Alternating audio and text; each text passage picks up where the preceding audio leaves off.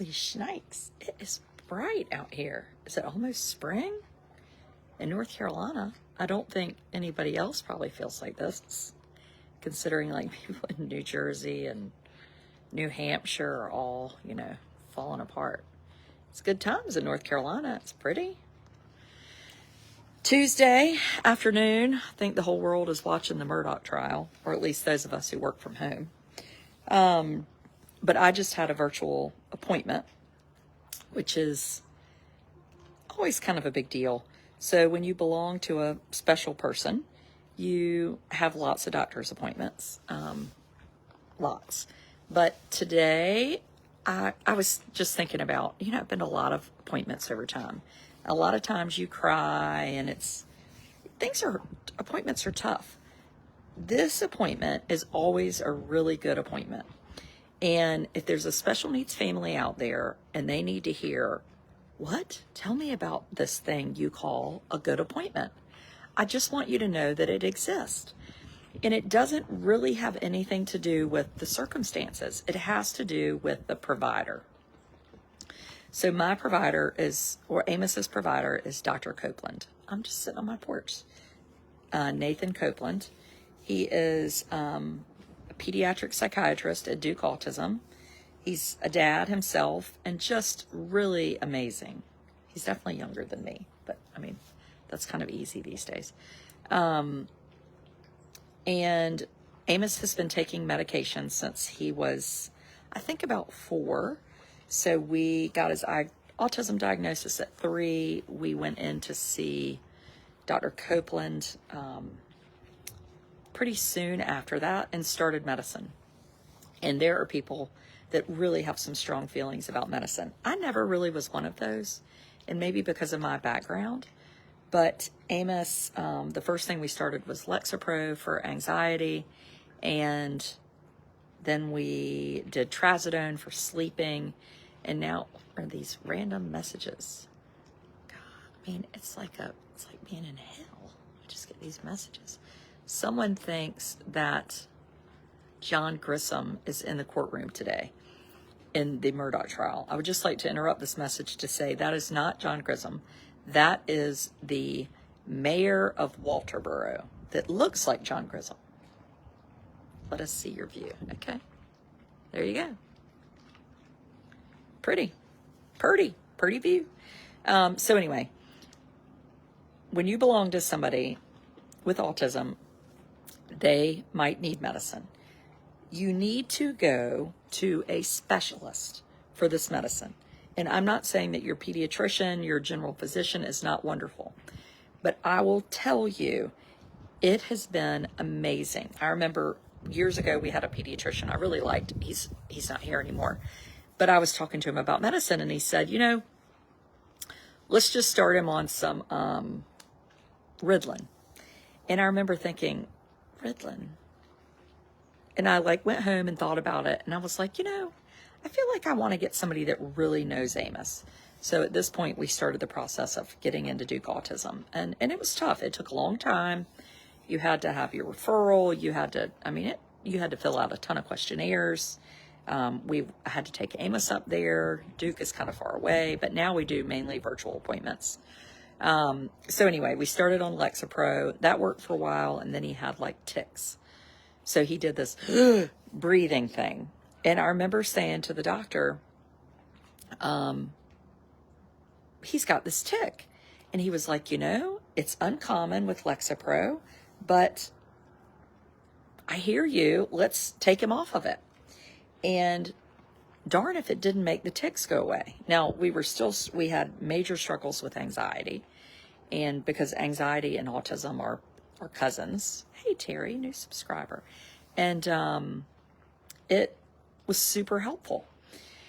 So today I was talking to Dr. Copeland, and I said that. I said, you know, he's not having those tics anymore. And I said, I'm just so appreciative that you listened to me when I said I wondered if that could be taken it. And he said, I'm so thankful that you educated me. And I said, well, I didn't educate you. I just didn't know. He said, well, sometimes we don't know. And to have a doctor that listens to you, I told him about, I said, I don't know if I've told you this, but Amos had this injury and I didn't know what happened. And it wasn't anything he could do anything about, but it was just listening to me kind of go over in my mind. It's either my dog drinking water or very loud geese. Just going over in my mind of, it was really hard. We never did find out what happened. I told him that Amos, when we were in Washington, D.C., Amos wanted to go to the Seattle Space Needle. And he asked me, is Washington a state? And I said, yeah. Well, he was talking about the Seattle Space Needle, and I didn't know that. So when he asked me, is Washington a state? He was asking me, like, why in the devil aren't we going to the Seattle Space Needle? We're sitting here in Washington. It's a big deal. So you want to, if you have a child with autism, or maybe you think has ADHD or anxiety, go to somebody not only that is experienced in what they're doing, and maybe if you didn't have anxiety, maybe if you didn't have autism, it wouldn't be as important. And I would assume there are pediatricians that are able to do that. But if you have a child with disabilities, I would highly recommend finding someone in your area. For me, that's Duke. Maybe some people go to Chapel Hill. I love Duke Autism. They listen. He listens. And we had a part last summer. We were really struggling with, well, hell, now I can't even remember. I blocked it out. And I remember crying on the phone to Dr. Copeland, and I was like, I just can't do this. And he said, we're not going to quit. We're not going to give up. We can do this. Copeland isn't taking new patients right now. Well, Jennifer, I assume that another doctor at Duke Autism is taking new patients. I would hope so. Sorry, I've probably turned too many people to him. You've got to find a doctor that can hear you and listen. And we don't want doctors to have 8,000 patients, because then you would never get to see them, and then you'd be pissy about that. You just want somebody to listen to you. And when he said that to me, we're going to do this. It wasn't, you have this problem. It was, we are going to solve it together. And it's huge. It's huge. It's huge. And don't quit. If you think maybe medicine didn't work for you, then maybe it will work for you now. And it might not be. It's not the be all end all. But I will say it has been super, super helpful for us. The medicine and Duke Autism and Dr. Copeland and the listening. Having teachers that hear you. This is not related, but I was telling him how Amos has gotten to be in a traditional second grade classroom. And I said, he really likes it there. And I didn't know how much he needed to be there until he wasn't there and then came in. Like, he chooses. He wants to eat lunch with Miss Nixon's classroom. It's a big deal. It's a big deal. There's just so much information that moms and dads like me need that we don't have. And we have got to have access. I'm going to have to do maybe I'll just do a Q&A video one night. I talk about the waiver. I just feel like there's so many things I need to be talking about that I don't talk about. It's different for everyone. Medicine works for me, but not my brother. He needs therapy. Maybe because I take medicine and I didn't know for a long time that I needed it. I call it don't kill my husband medicine, also known as depression. I never felt depressed, but I felt like I wanted to throttle him. So medicine keeps me even and not yelling at my children. Like, I don't want to be a yeller. If I yelled at my children, I would be yelling at them all the time, or spanking. I mean, spanking, let's just be honest, does not work. And if you tell me it works, I'm going to tell you, you're wrong. But if you spanked and it worked, you'd only have to do it one time. I mean, it's just ridiculous what happened. Oh, Lisa, I had a really good doctor's appointment with Amos, his pediatric psychiatrist at Duke Autism. It was fantastic. And I just wanted people to know that there are doctors out there that are wonderful and will help you, and they will listen to you, and they will respond to messages. And I want people to know that if you live in North Carolina, Duke Autism is there for you. And if you don't, then find something else. Find a place near you. A teaching hospital is often really important. I think it's great. A family medication. Yes, it is important. I had another one of my children tested for ADHD, and the psychologist was like, no, he doesn't meet the parameters. I was like, great. Like, I'm not just trying to think up problems, you know? I would be yelling how our Eric in second grade with a bunch of regular kids the other day, and I think he still does it every day. He's lunch with everyone in the room in the cafeteria. My daughter is also autistic. The mainstream integration has been life-changing. Oh, I'm so glad in New York. ADD, Klonopin, Lexapro. Yeah, that Clonidine is what I think we tried. Didn't work well for us. Took me 20 years to find them, but they exist. I have a grandson with autism. You know, I think I met a mom at the park yesterday, which really kind of spawned my thinking about it. And she knew who I was. She read my blog. And her daughter and Amos were playing. Amos is like pretty new to talking and playing with people and wanting to. So we go to the playground most every afternoon and hopefully find somebody that will chase so that it's not me. And she was telling me about her son who has autism, who's maybe 18. And she'd never heard of the waiver. He graduated from high school, seems to have some anxiety, OCD. And she's been walking around for 70 years or 18 years and like started crying when I said goodbye. She was like, I just can't tell you, like, thank you. And I don't like that. Oh, Clonidine and Klonopin are not the same thing. Fathering Autism on YouTube. Yes, I have seen him. He is nice. I've learned so much about autism when you connect with your doctors. It means the world for all of us. You know, I just don't want there to be families out there that don't know what to do. So if you're sitting and you're wondering if you have a diagnosis or you need a diagnosis, you live in North Carolina, you can go to Duke Autism. Teach is also an option.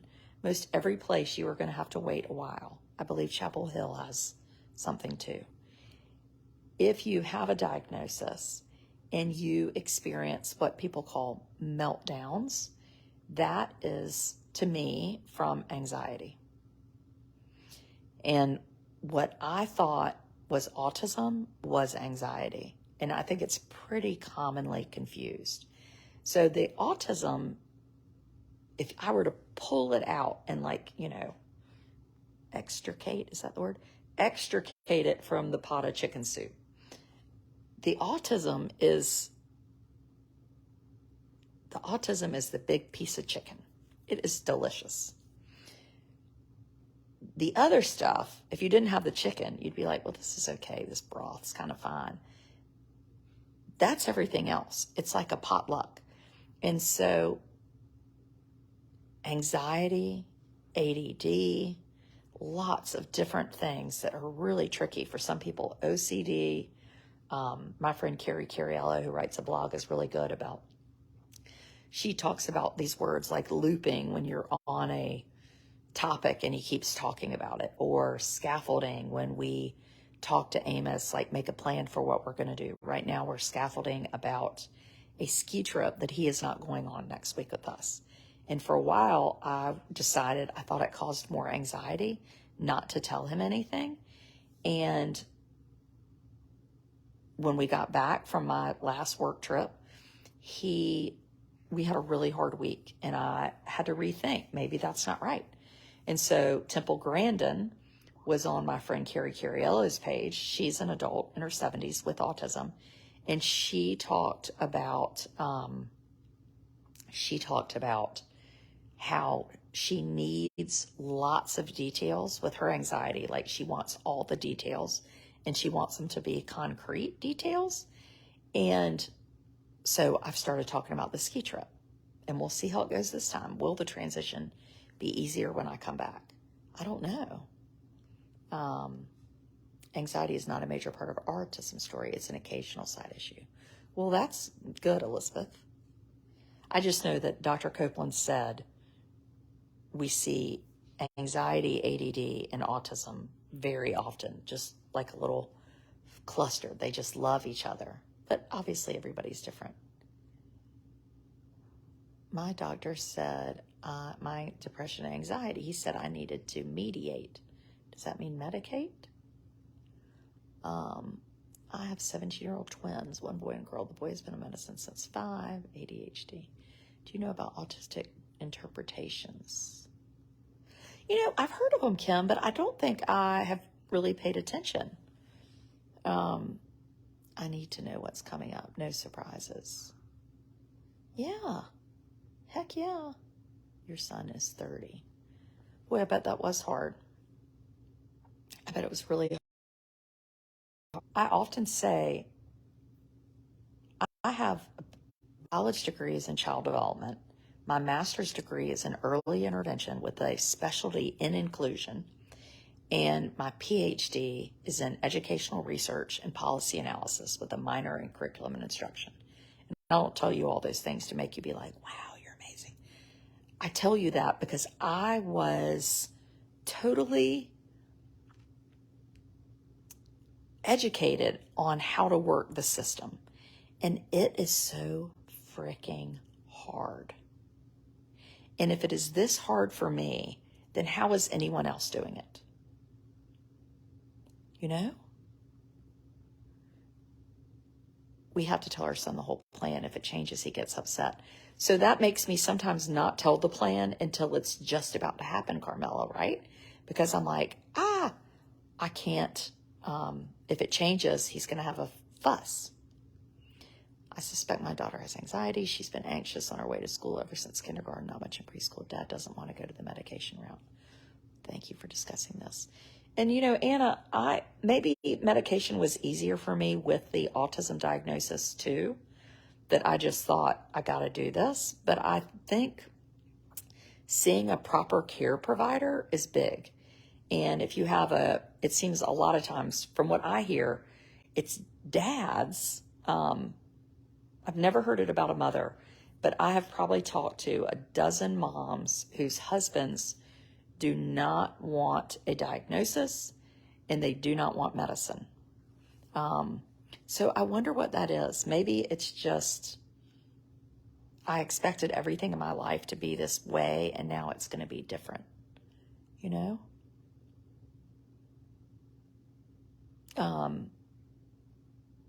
Yeah, I mean, I told last night, Amos, he wanted to go to church and I didn't ask him. So I had to come back and take him to church.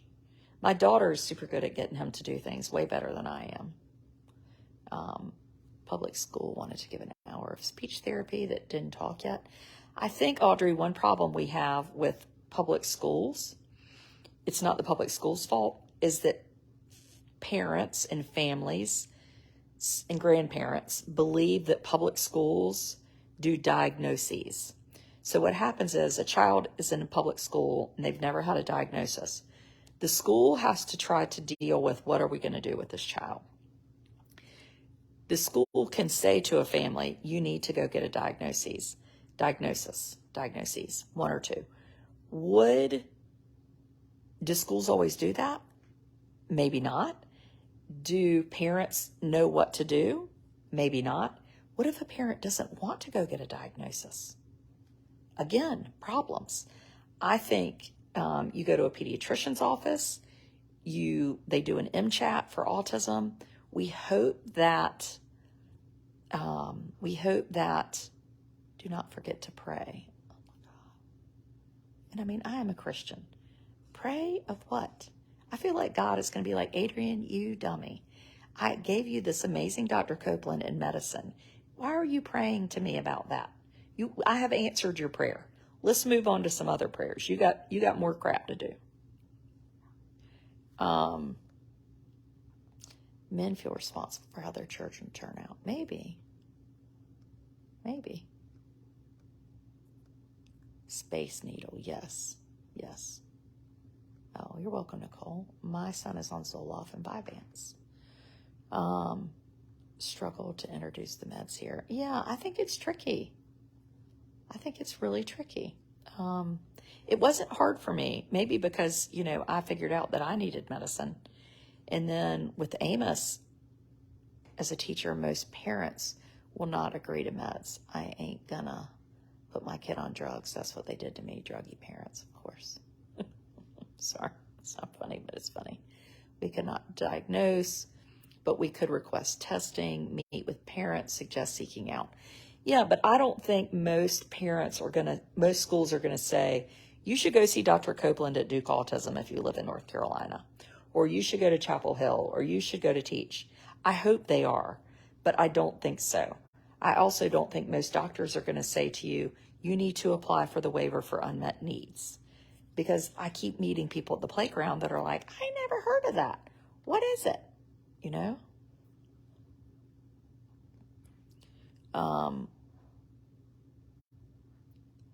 Are you watching the trial today? Yes. Yes, I am. 21-year-old grandson is nonverbal, autistic with Tourette's and seizures. Wow. Wow, wow, wow. I've been told that a diagnosis doesn't change an IEP. I don't know if that's true or not. That's an interesting thing to comment.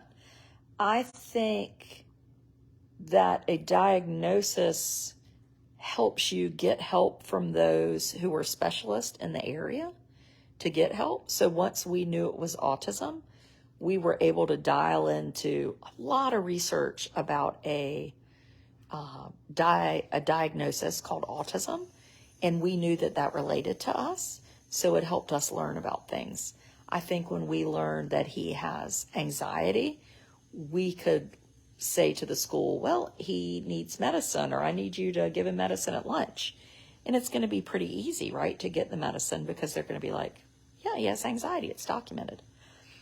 I found that it helped me because our psychologist, we first went to Emory Autism Center, which is where we got our initial diagnosis at Columbia through the Undiagnosed Disease Network. And then we went to potty training camp. That's a whole nother video at Emory.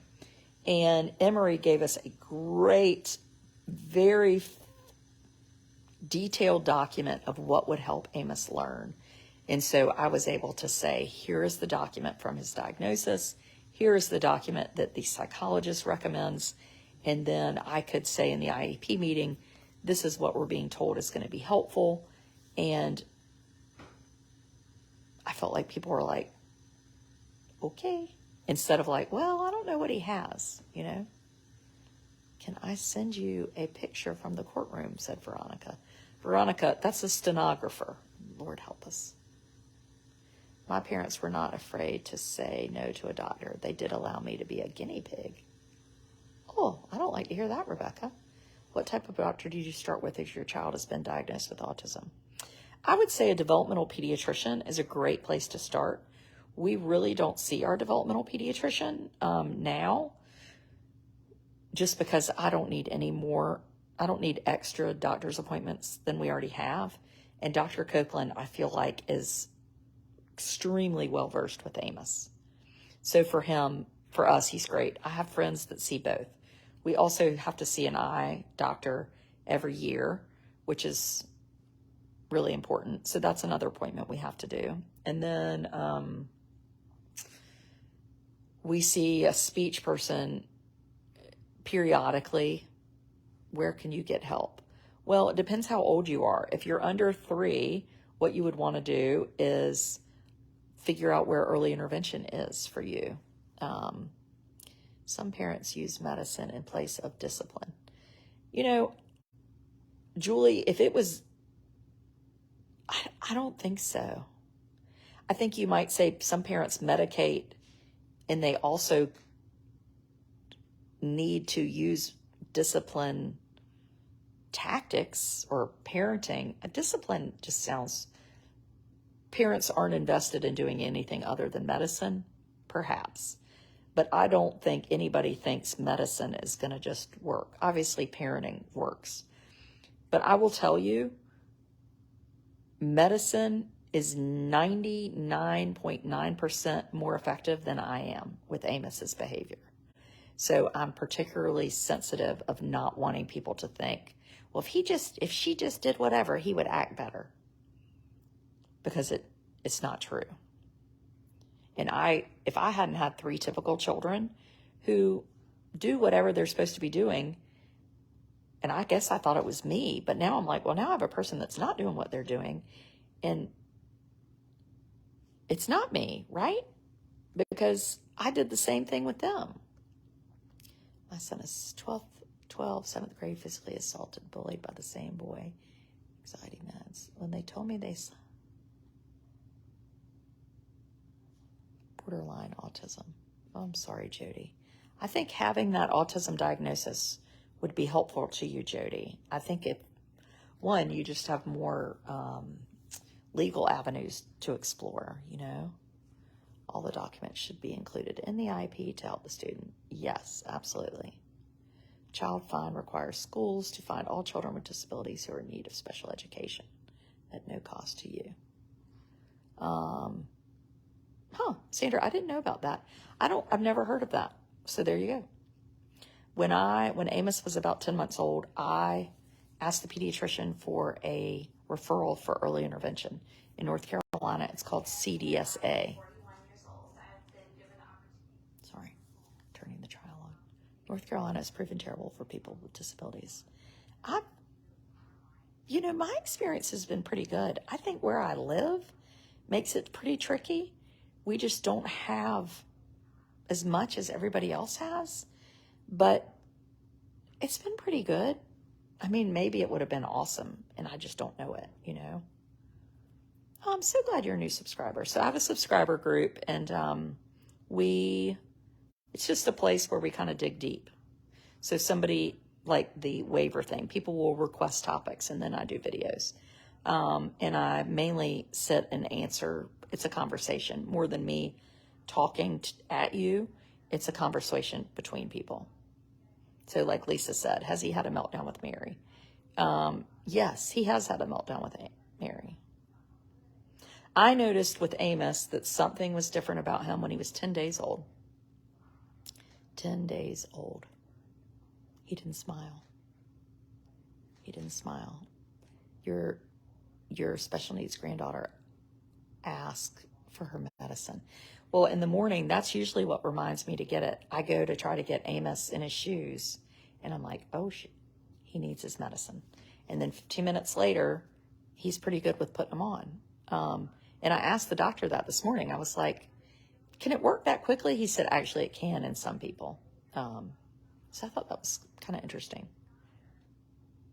Not all parents do what is best for their children. Poor parents have very little choice. Yes, heck yes. I mean, this is hard. Again, I am educated. I stay home. When I had Amos, I was a stay-at-home mom. And I took him to 10 therapies a week. I mean, it is really hard. It is hard to know what is available to you and how to access it. It is so freaking hard. Medicine doesn't fix everything. It takes many levels of medicine. Of course it doesn't.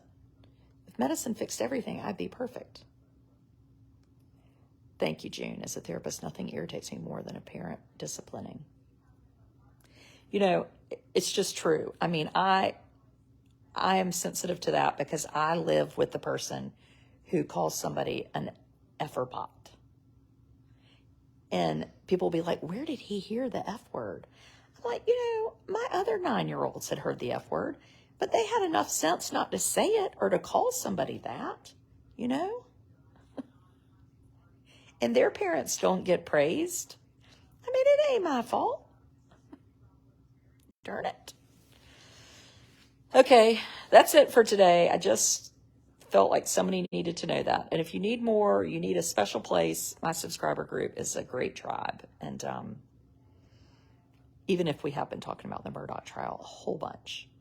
Yes, Erica, exactly. It's bound to be over at some point. Hey, Jackie. See y'all tonight. Goodbye. subscribers. Later.